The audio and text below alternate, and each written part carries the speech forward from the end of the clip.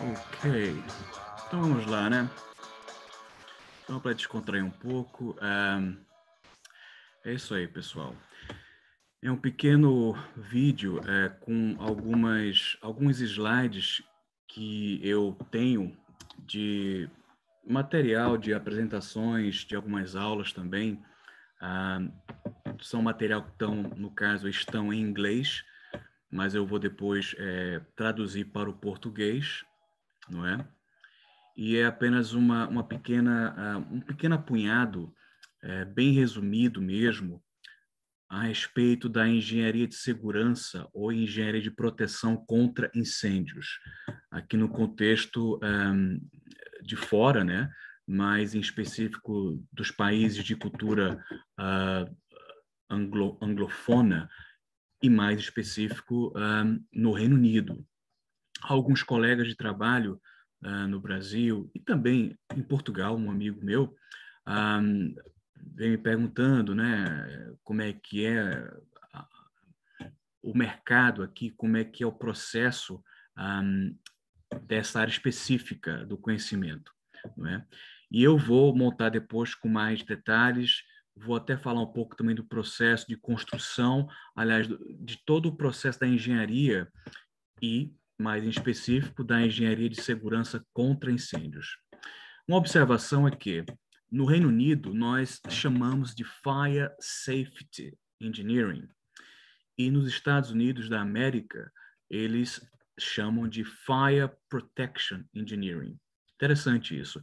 Eu acho que também tem uma percepção minha, no caso, é como o idioma é um reflexo também da cultura, né? Da percepção de uma sociedade em relação a um objeto de estudo.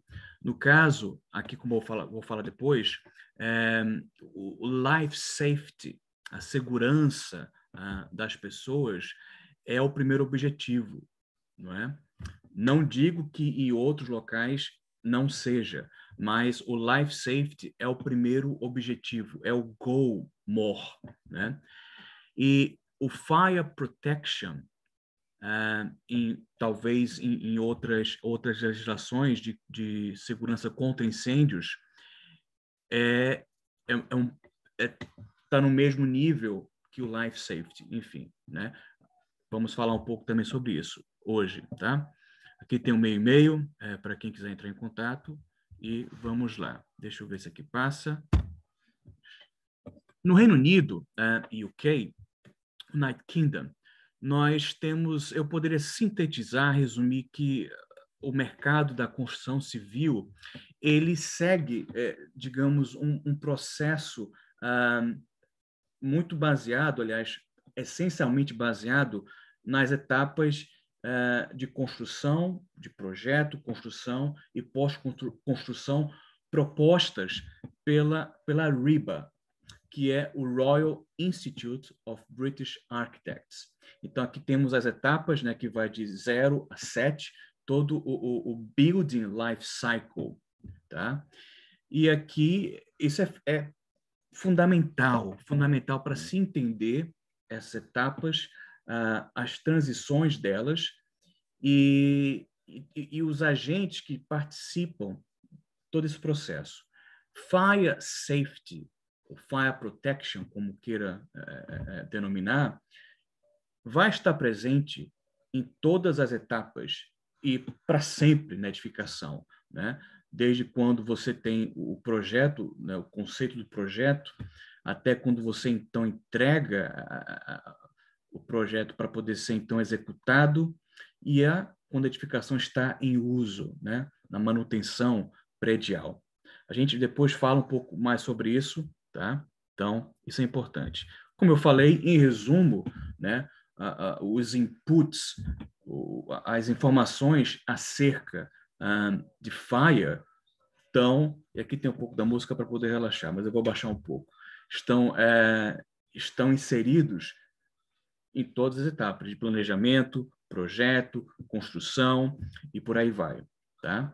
E isso tanto para projetos de edificações, de espaços construídos novos, como também edificações existentes, as quais serão submetidas a big refurbishment, a restoration, preservation, ou seja, a grandes reformas que acabam se caracterizando por sendo uma nova construção em si.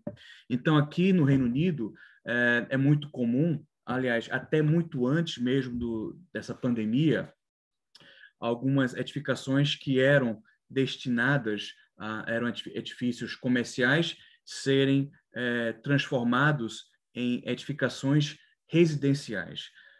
Também, creiam ou não, algumas igrejas no País de Gales, por exemplo, isso eu participei de alguns projetos assim, que por falta de quórum, né, por falta de pessoas, foram adaptadas a se tornarem edificações residenciais. Interessante isso, né? Então, é óbvio que então vai ter que haver uma readaptação e, claramente, o projeto tem que contemplar a questão do fire protection, ok? Que é muito forte. O Fire Safety Tasks, as atividades de Fire Safety, resumidamente, fazendo a correlação com o RIBA Stages, com as etapas, as fases ali do RIBA, nós podemos, então, categorizá-las em 3, que seriam, né? Design Stages, A, Construction Stages, B, e Post-Construction Stages. Na fase A, nós teríamos, então, o RIB Stages de 2 a 4. No Construction Stages, ou Stage, aliás, aqui tem CS, não está correto aí, é a fase de construção, seria o RIB Stage 5, ok? E o Post-Construction Stages, aí tá certo, seriam o RIB Stage 6 e o RIB Stage 7, ok? Pois bem,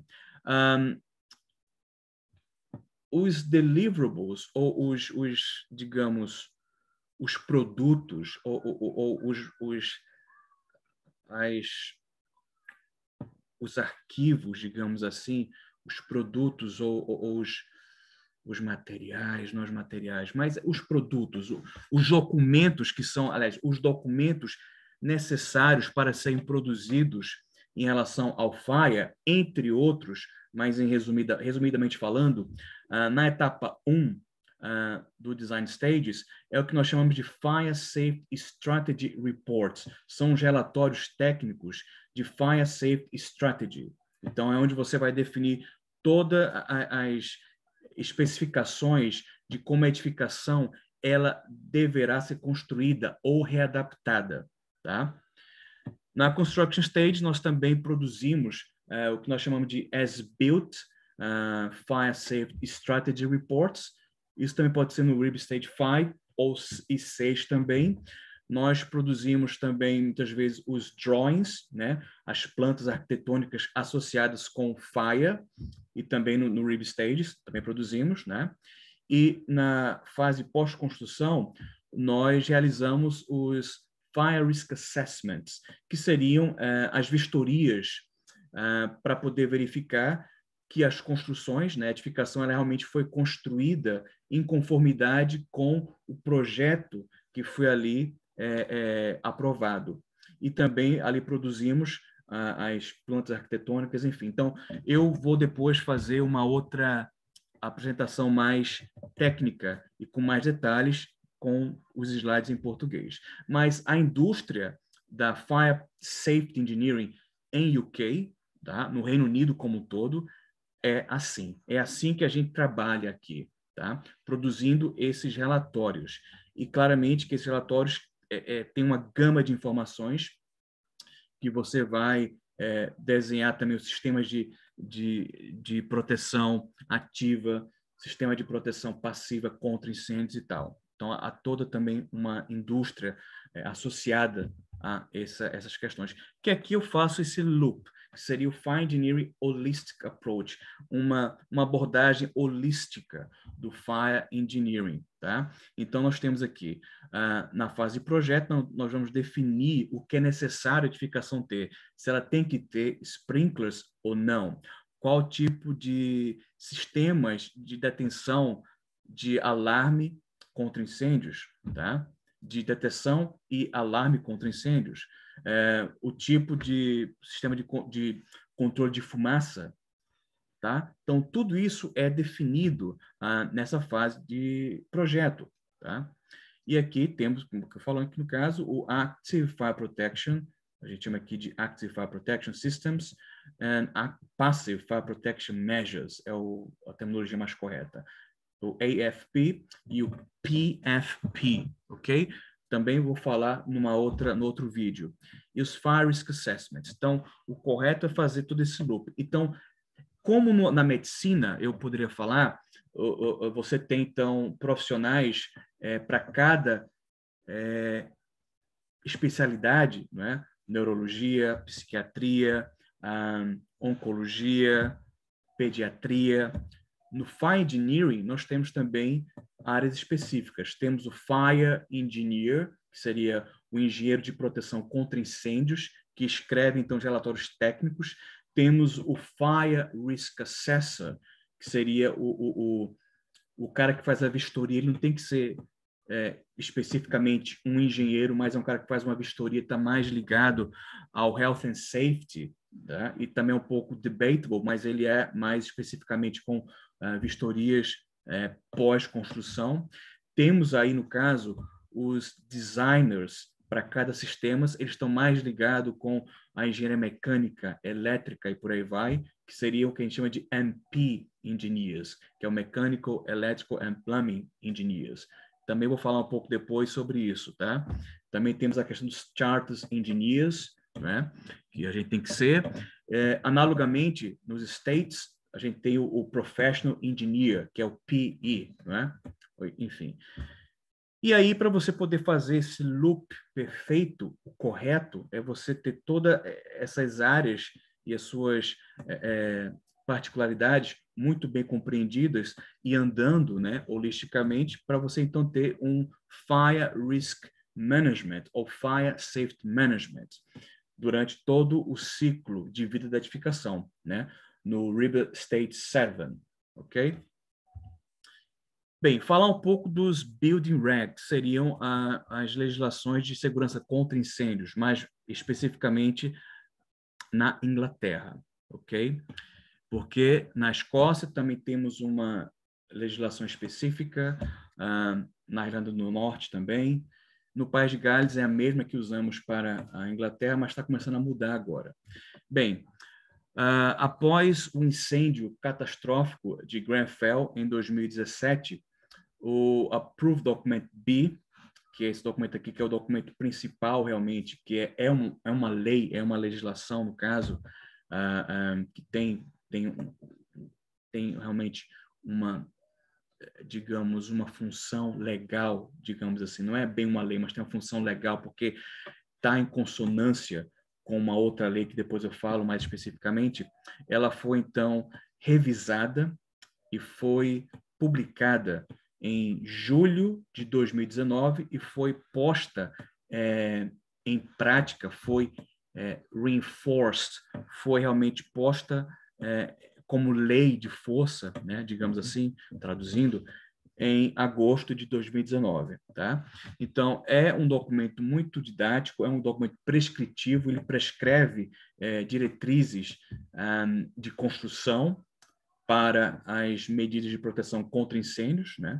E que vai desde means of warning escape, que seriam as medidas de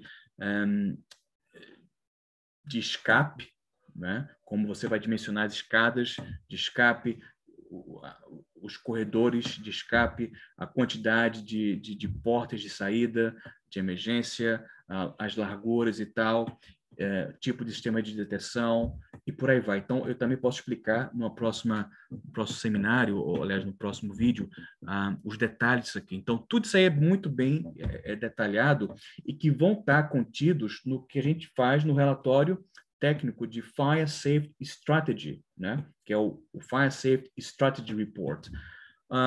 Os regulations, que são leis no caso, especificamente 7 e 38, o 38 já existia e agora ele foi reforçado ainda mais e tem todo um capítulo, que é o capítulo final, dedicado a ele.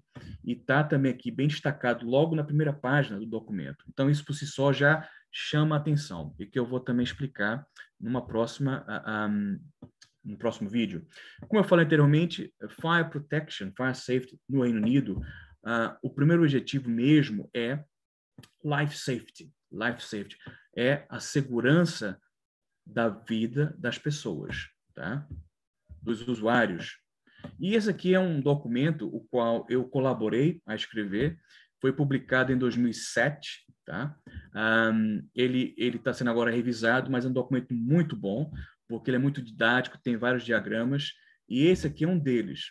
E é uma matriz que eu chamo, né, Matrix, né, que é o Fire Safety ou Fire Strategy Objectives Matrix, é uma matriz com os objetivos. Então, temos o objetivo que, no caso, o máximo, que é o Life, temos o Property Protection, Business Continuity and Environment. Environment, você pode pensar no caso que seria ecologia, como antigamente nós falávamos, né? Mas agora seria a terminologia mais correta, seria a sustainability, né? Sustentabilidade.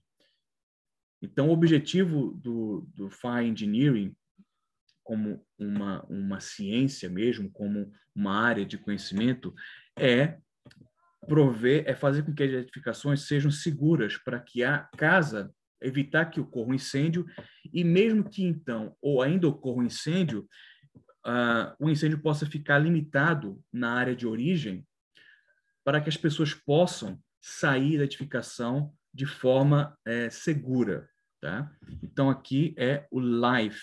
Então, a segurança dos ocupantes, dos visitantes, dos contractors e também dos brigadistas, dos firefighters, né? Dos bombeiros, digamos assim. Property protection, e aí por aí vai. Tá? Bem, nós falamos, também podemos cada vez mais agregar e escrever relatórios que tenham também, incorporem medidas que venham acrescentar, viabilizando também o property protection. Mas essa é um objetivo secundário, que muitas vezes as seguradoras, elas então exigem, mas para code compliance, para questões legais, para questões de ter o projeto aprovado pelos órgãos legais, pelos órgãos oficiais do governo, o que realmente é preciso se ter é um relatório que venha demonstrar que a edificação ela atende os requisitos do Approved Document B, que venha atingir, né, reach o life safety. Tudo que venha a ser além disso é um plus muito bem-vindo, mas não é uma exigência mínima para o life safety, ok? Tá. Temos aí no caso, em relação a documentos alternativos e ou complementares ao Proof Document B, nós temos no caso as British Standards, que são publicadas pela British Standards Institute, tá? O BSI. Temos a BS 9991, temos a BS 9999, temos a BS 7974. A BS 7974 é fundamental, ela foi publicada pela primeira vez em 2001 e foi revisada recentemente em 2019. Ela dá todos os princípios para Fire Engineering, é onde se traz o arcabouço técnico e científico para você, então, fazer cálculos numéricos para means of escape, não é? Quantidade de pessoas que vão escapar, digamos assim, cálculos também para controle de fumaça e por aí vai, e também dão requisitos, critérios de desempenho, digamos assim, para que nós possamos fazer simulação numérica através de computadores. Então, o Evacuation Modeling e o Fire Modeling, utilizando CFD, Computational Fluid Dynamics, são justificados através desse documento aí no caso, tá? É um documento que é referência mundial na nossa área de Fire Protection e ele está aqui. E temos aqui o BS 9991, que é para edificações residenciais em específico, e o BS 9999, que é um documento híbrido. Híbrido no aspecto de ser um documento risk-based, ou seja, é um documento que é baseado em análise de risco e ele incorpora elementos do Approved Document B, que é um documento prescritivo, tá? E também incorpora elementos do BS 7974, que é Fine Engineering. Eu também vou falar depois de cada um desses documentos com mais detalhes, ok? E temos também documentos auxiliares que apoiam, que dão suporte técnico. Temos o CIPS Guide E, que também é um resumo de muitas coisas técnicas. A gente também colaborou com esse documento. Ele é como se fosse aqui na Inglaterra o equivalente, digamos assim, do SFPE Handbook for Fire Protection, ok? Também falarei sobre ele numa outra oportunidade. Mas, em resumo, aqui em UK, mais específico na Inglaterra, os Building Regulations, que aí engloba tudo, não só para fire, mas também estruturas, a parte também de mecânica, porque vai entrar também no caso a questão de ventilação, conforto térmico, conforto acústico, conforto também de iluminação e por aí vai, surgiram oficialmente em 1984. E aí houve claramente uma evolução, né, dos regulations. E aí então nós temos um Approved Documents, que tem Approved Document A, que é para estruturas, Approved Document B, que é para fire, e por aí vai. Também falarei sobre esse processo. Então, nós podemos desenvolver como eu falei, um Fire Safety Strategy Report based no Approved Document B ou também nesses documentos alternativos, ok? Como nós falamos, quando nós então fazemos um report baseado no desempenho da edificação, nós podemos utilizar técnicas numéricas. Nós podemos utilizar, então, a ciência, e no caso, ela vai estar aplicada à realidade. Então, temos aqui um Computational Fluid Dynamics, seria no caso, em português, bem traduzido ao pé da letra, seria a dinâmica computacional dos fluidos, porque o incêndio é um tipo de fluido. Então, a gente aqui utiliza essa técnica numérica, que é o CFD, tá? Então, aqui nós temos um pacote de combustível, que a gente representa aqui, colocou uma representação gráfica em 2D, num corte, não é? Transversal, e aqui temos apenas uma ilustração. Aí ele vai simular, né, a temperatura e vai nos dar os outputs desse incêndio e também vai mostrar como é que, digamos, o incêndio ele iria se desenvolver, como é que a chama e a fumaça iria se propagar ao longo do tempo, no espaço confinado, tá? Eu também posso falar, aliás, irei falar numa outra oportunidade. Podemos também fazer, como falei, evacuation modeling, né? Utilizar modelos de simulação computacional para nós, então, simularmos como é que as pessoas iriam escapar de uma edificação em função da ocorrência de um incêndio, no caso. Essa aqui é uma simulação antiga, utilizando um software chamado Exodus, aqui também desenvolvido na Inglaterra. Aqui está em 3D, tá? Já é uma modelagem muito antiga, e aqui ela está acoplada com uma simulação em CFD, ou seja, em resumo, fez-se uma simulação de Fire Modeling, em CFD, para esse espaço construído, e os resultados foram inseridos no modelo de evacuação das pessoas, no caso, para poder ver como é que elas iriam, então, escapar, levando em consideração a temperatura e a fumaça desse incêndio. O incêndio aqui, no caso, a gente percebe aqui a cor vermelha indica a temperatura mais elevada, né, do que aqui nesse espaço mais rosado. O incêndio, ele se deu, se eu não me engano, nessa área aqui. A proposta do projeto era que